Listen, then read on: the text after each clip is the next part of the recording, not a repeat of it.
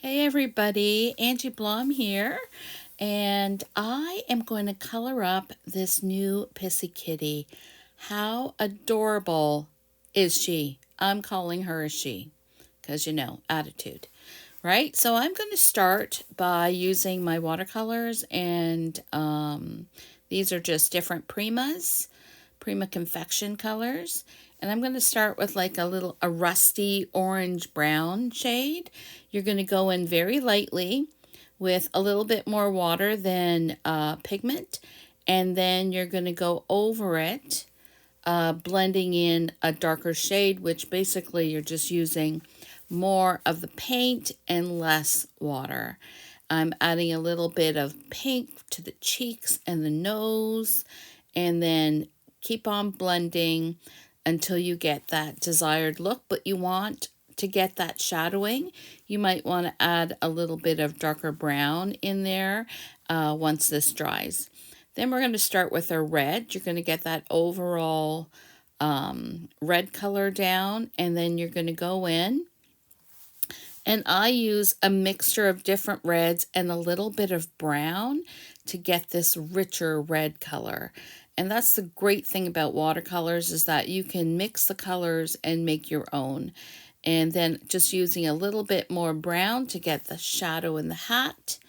And then we are going to go in and do a little bit of the background. So the background is a light blue, well, a medium blue with a lot of white pigment in it. And then basically I'm just blotching the color on. So there's no rhyme or reason on getting a solid. I want that cloudy background.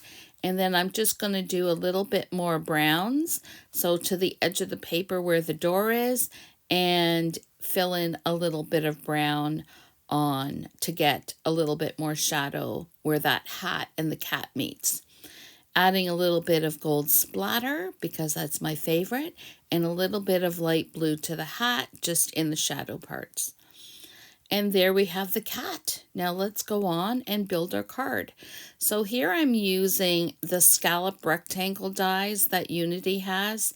I'm not sure whether or not they're in stock, but this is a Unity product. And then I am going to foam tape the whole entire back. Now this foam tape I get from the dollar store.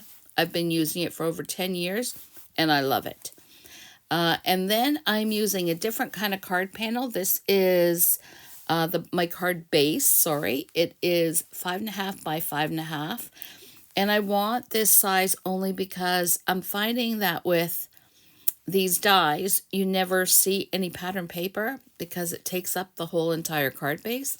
So this way I can see some of the pattern paper. So that's why I've changed up a little bit and I'm using this size of card base. I'm just going to add some red May Arts ribbon string here. Oh, I wish I can get this stuff in bulk. I absolutely love it. And then I'm going to go in with the sentiment. This one says, Silent Night. Yes, please. It's so cute, but this image comes with a ton of really cute sentiments. And then, of course, my go-to washi tape. I have just hordes of washi tape, and I just love using this as that little element, like pattern paper, but it's washi tape, so it's nice and easy to, if you make a mistake, you can just peel it off and put it back on.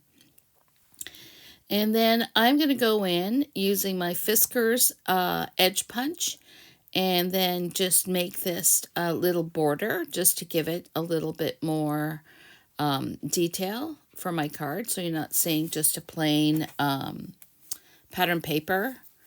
And then using more washi tape just to edge that out a little bit. Just, all these little details. I love seeing them. And then we're just going to adhere our card panel and then add some bling. Now you won't be able to find this bling. When I used to work at the dollar store, I got tons of it. So yeah, you just can't find it anymore, but it's a really old product.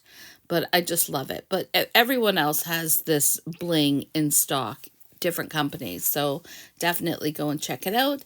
And don't forget to check out Uni Stamp Company and go and grab this Pissy Kitty. It is adorable. Thanks so much. Bye.